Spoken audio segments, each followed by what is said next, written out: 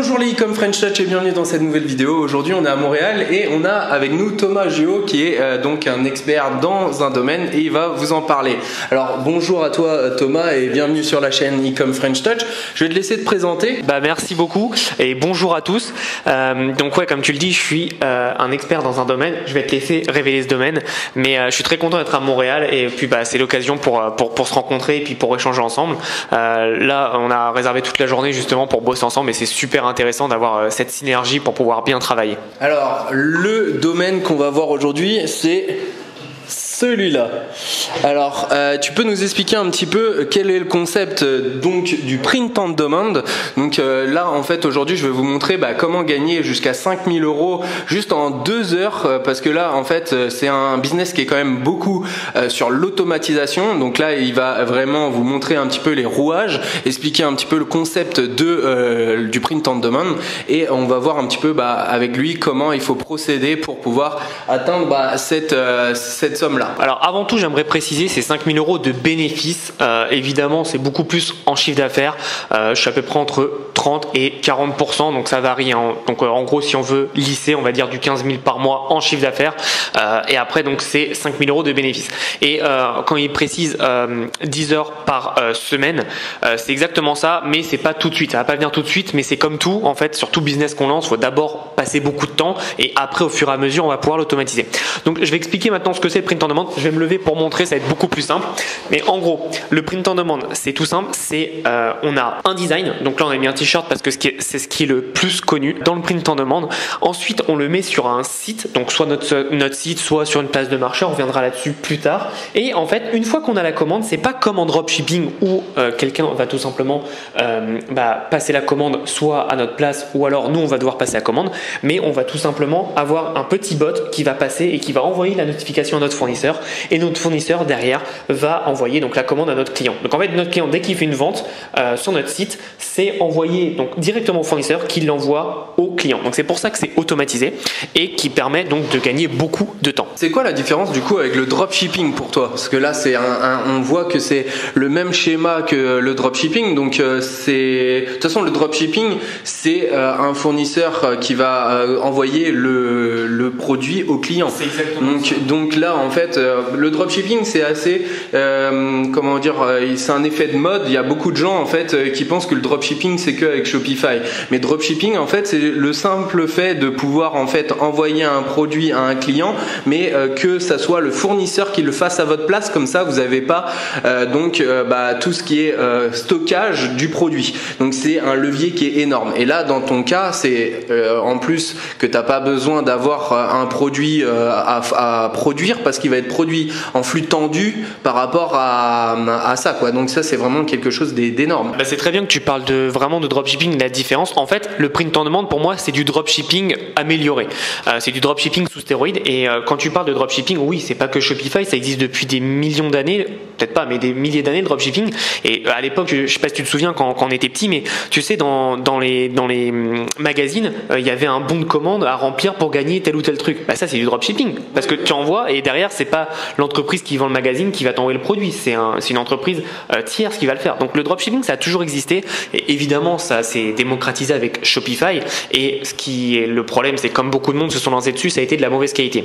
Et tu demandais la différence vraiment avec le dropshipping. Comme je t'ai dit, pour moi c'est du dropshipping amélioré tout simplement parce qu'en fait c'est toi qui vas faire ton design, donc c'est ton produit à toi. La qualité, tu peux vraiment mieux la contrôler parce que moi ce que je conseille, c'est quand on commence le print on demand, c'est que peu importe que tu fasses sur un t-shirt, sur n'importe quel type de produit, tu commandes le produit chez toi pour pouvoir vraiment tester la qualité, c'est la base. Ce qui est bien, pourquoi c'est amélioré par rapport au dropshipping classique, c'est que tes fournisseurs vont être soit en Europe, donc t'as pas tous les problèmes de frais de douane, etc., ou soit même en France. Donc moi j'en ai un qui est en France qui s'appelle Tipop, qui est extrêmement bon parce qu'il livre entre 2 et 4 jours. Donc tu peux vraiment rivaliser sur Amazon. Et le dernier et le meilleur avantage, c'est que c'est un bot qui automatise tout et t'as rien à faire. 2 heures par semaine, ça te fait 8 par mois, mais t'as travaillé dur pour pouvoir faire ça, quoi. C'est pas on va arrêter directement les gens qui pensent que c'est rien faire et gagner de l'argent, c'est pas possible. Il a travaillé durement avant de pouvoir automatiser son son entreprise et surtout son shop comme ça, c'est des heures et des heures, trouver les designs, trouver les produits, trouver comment automatiser le trafic sur son site, parce que à l'heure actuelle, c'est quoi quels sont les réseaux sociaux, ou alors comment tu fais pour attirer du trafic sur ton shop?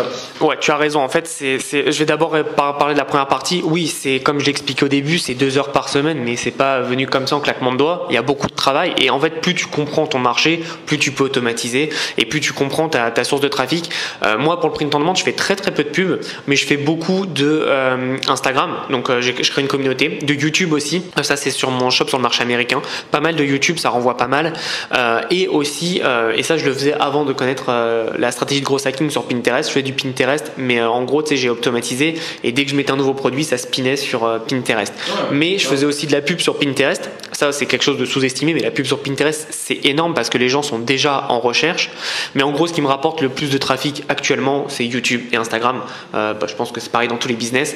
Mais donc, c'est pour ça que je suis aussi, mais le coût en fait de Facebook a augmenté. Du coup, beaucoup de gens commencent à essayer de migrer sur d'autres plateformes pour trouver en fait des coûts d'acquisition client qui soient moindres. Et ça, c'est super important, parce que il y a beaucoup de gens qui pensent que là, on a dit 5 000 euros, mais là, c'est 5 000 euros de bénéfice. Mais comme il a dit, il fait jusqu'à 30 à 40% de marge. Mais derrière, il y a tous les coûts. Il y a le prix du produit, il y a le prix d'acquisition client, c'est-à-dire que si on fait un peu de pub, et ça va être soustrait en fait de notre bénéfice. Donc là, il va falloir en fait bien étudier et surtout faire beaucoup de calculs pour avoir les meilleures marges possibles et faire le meilleur bénéfice possible.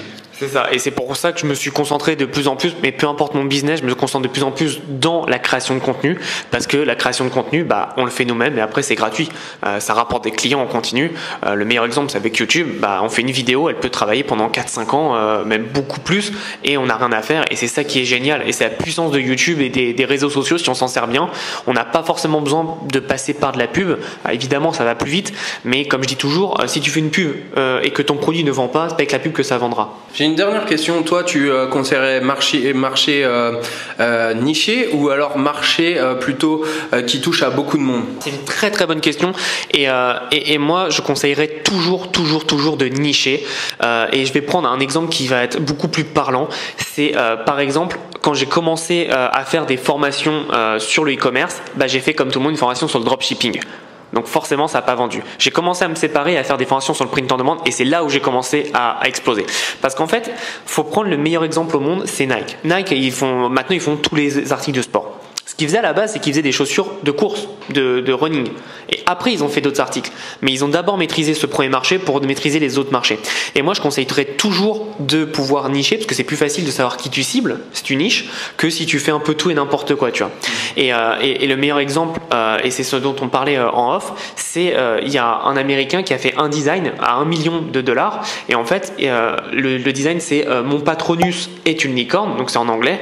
Il a repris la police d'écriture de Harry Potter, et en fait il a ciblé toutes les personnes qui aiment Harry Potter et les licornes, et voilà, il n'y a pas plus niché et plus direct que ça, et forcément ça fait $1 million. Ouais, parce que c'est des fans hardcore, des mecs qui ils ont pas forcément d'argent, mais ils vont dépenser parce que ils aiment la chose, et c'est quand c'est fan hardcore, c'est incroyable. Là, je parlais avec une personne qui a une page de Pug, il a une page de Pug de 80 000 j'aime, et il savait pas comment donc la monétiser. Mais je lui dis, mais c'est des fans, vas-y, des t-shirts avec l'effigie de leur chien, même en print on demand, ça pourrait cartonner. Faire des produits, même mais oui, en affiliation. Comment entraîner votre Pug de la meilleure façon pour qu'il fasse des tricks, des choses comme ça.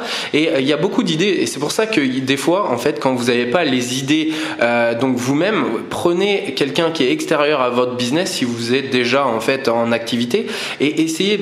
Le coaching, le consulting, c'est vraiment des fois important pour pouvoir évoluer. Moi, je l'ai remarqué, parce que là, j'étais à une conférence là GT Fox, un conférencier, speaker, consultant, et rien que le fait d'avoir passé quelques heures avec cette personne, il m'a ouvert l'esprit et il m'a aussi, j'ai compris beaucoup plus de choses par rapport à ça. Donc c'est une petite parenthèse, mais en tout cas c'est un concept que j'adore, le print on demand, un gros levier, et surtout l'avantage d'avoir un flux tendu, c'est-à-dire que le produit est créé seulement quand il y a une commande. C'est exactement ça. Et c'est exactement ce que tu disais, et j'aimerais même rebondir sur vraiment ce que tu disais avec la page sur les pugs.